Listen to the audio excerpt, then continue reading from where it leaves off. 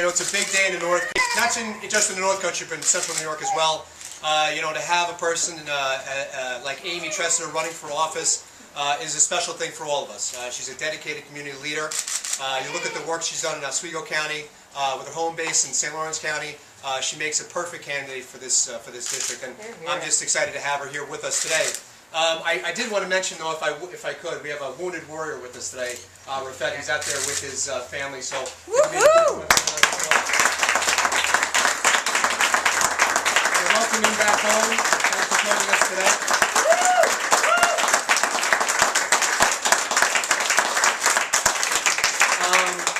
You know, North Country, we all know the 10th Mountain Division is a very special place in our hearts, so thank you, Rafet, for being here with us today. You know, I'm going to be short and sweet. As you maybe know, it's hard for me to do that, but I'm going to try. You know, as I mentioned, you know, Amy's a special person to me. We worked on a number of programs throughout the years, and when she had approached, you know, our community here and said that she'd like to run, I was kind of taken back. You know, she's, as I said, a very special person, and I'm very, very excited to personally endorse Amy here today. So it's a great thing. You know, when it comes to elections, you know, a big thing is your word.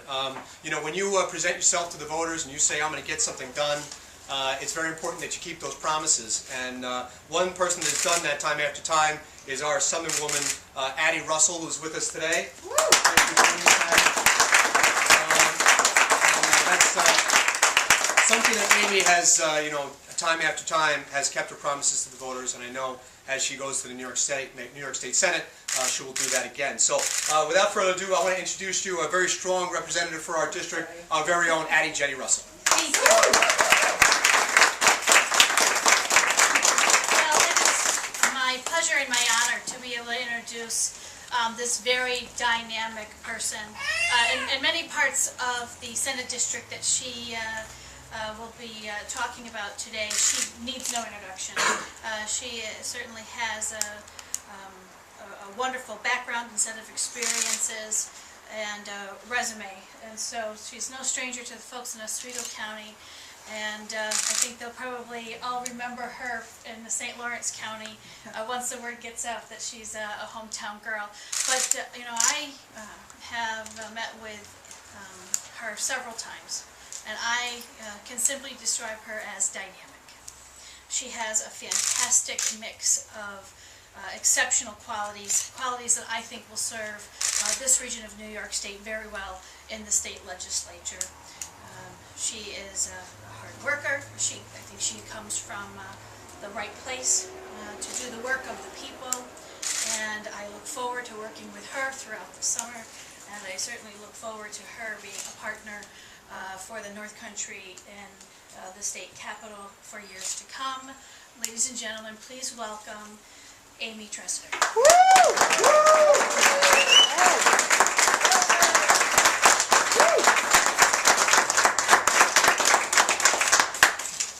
Thank you.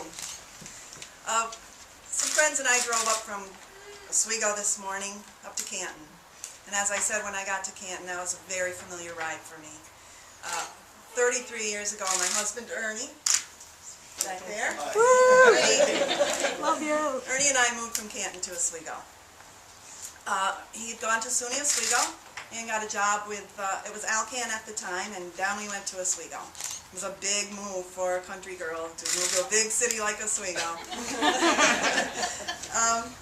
But we moved down there. I had my first child in Ogdensburg. My other 4 children were all born in Oswego, and it's been great. But like I said this morning, as much as I love Oswego, my heart still is in St. Lawrence County. So Jefferson County is a place that's a part of my past also. When I was a little girl living up in a farm in the town of Herman, when it came time to go buy our school clothes, we came down to Watertown to Sears.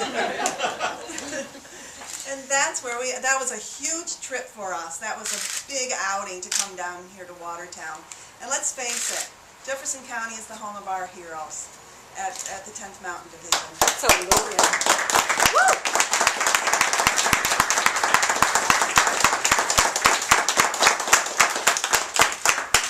We have a really diverse district in District 48. We have the Great Lakes, the St. Lawrence River. We have an agricultural community that is fantastic. And these are the things we have to continue to support. We have to support our agricultural districts. We have to make sure that our farmers are getting not only our lip service, but actually getting our financial support when they need it, and there's our support when they need things done. It's very important to the farmers that they know that we're there for them. We have problems in our district, and there's no denying that. We have hurdles to overcome and tough decisions to make. That doesn't mean that we can't have a positive spin on what we can do for our district. We have very many colleges in this district. We have a fantastic workforce coming out of our schools. I don't know how many people I talked to in Oswego that came there to go to college and stayed because they love the area. We have to keep remembering what we have. We have a lot to offer. We're a beautiful district. We have so much to offer people, and we can't forget that. One of the reasons I decided to run is because as a legislator, I hear a lot about people being forgotten by their government. They want to know that we care about them, that we're making their decisions based upon their needs and what they want. Because after all, what is government? Government is supposed to provide the services that people need and want at the best possible value. That is the simple way to describe government.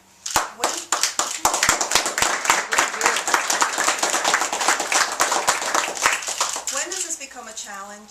It becomes a challenge because you and your neighbor may not agree on what those services should be. And that is where your politicians, your elected officials come in.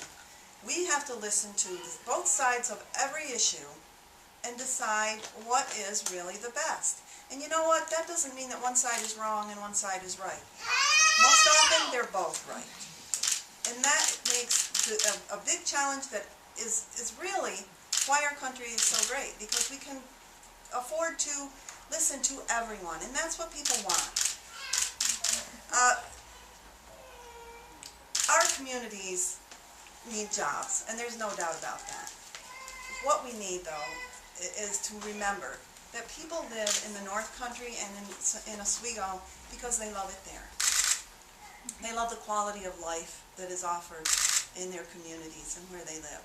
So when we talk about creating jobs, we need to remember that the jobs we create have to fit our communities. We have to use the assets that we have to promote job creation. That's not going to ruin that.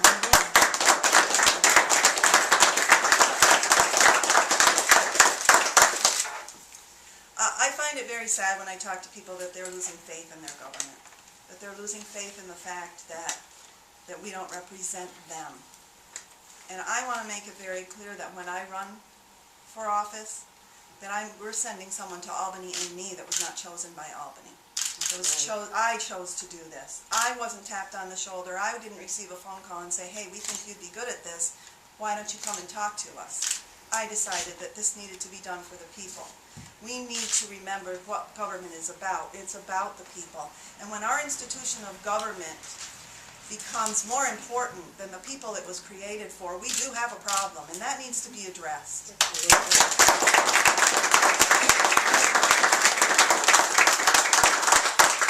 We need to remember what government is about. Government's not there to be a resume builder. It shouldn't be about a tug of war between two parties. When you're elected at any level, you will vote on an issue yes or no. So where does it become important when you are in there making these big decisions? What becomes important is that you ask questions. Too many politicians are in office and talking to their colleagues saying, you know, yep. What we need is somebody that's going, huh, what? Why? You have to ask those questions, because I always just figure when I'm looking at something that I don't understand or that looks a little odd to me, that if I feel that way, the people I'm representing feel that way too. And I'm going to ask those questions so that they get the answers.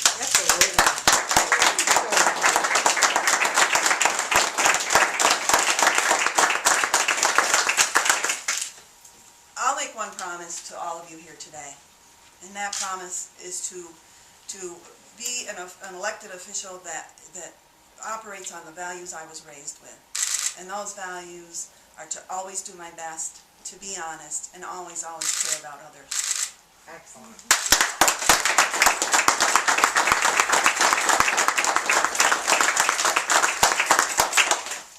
I don't think I'm going to be alone in this. I think everyone is ready for that. I think everyone is ready for people who are there for them.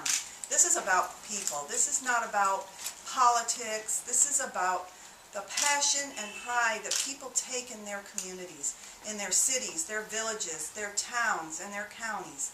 This is about that. And you need someone who understands that, who cares about that, who cares about whether you are working all day long for a wage that you cannot pay your bills with. When you talk about issues, and I've been asked what are the biggest issues, the issues are your issues. The issues is going to work every day, paying your bills, heating your homes, feeding your families, and then wanting just a little bit left over so you can enjoy your life. That's what the issue is.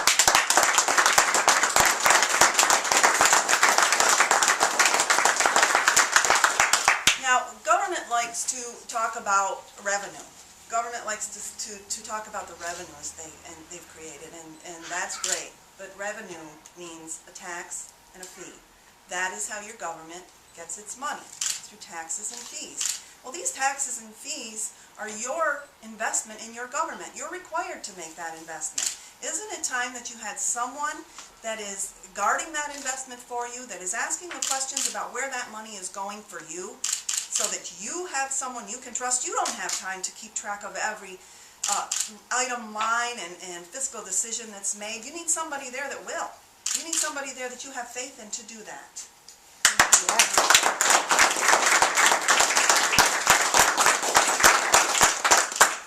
I just want to say that today we're going to begin our journey back to basics. Government can be complicated, but it's also a simple concept of providing for you, making decisions for you. It's time that people feel that way about their government again, that it's representing them. And just before I end, I just want to speak about a question that kind of caught me off guard. And that question was, as a homemaker, what qualifies you to be a state senator?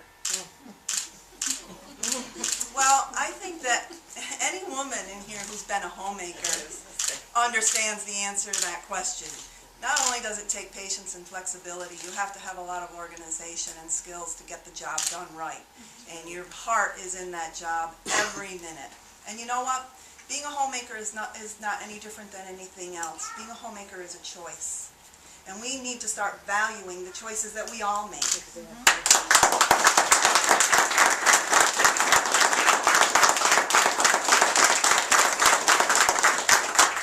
So I just want to thank everybody for being here today. It's great to see everybody. I'm going to be meeting a lot of new people.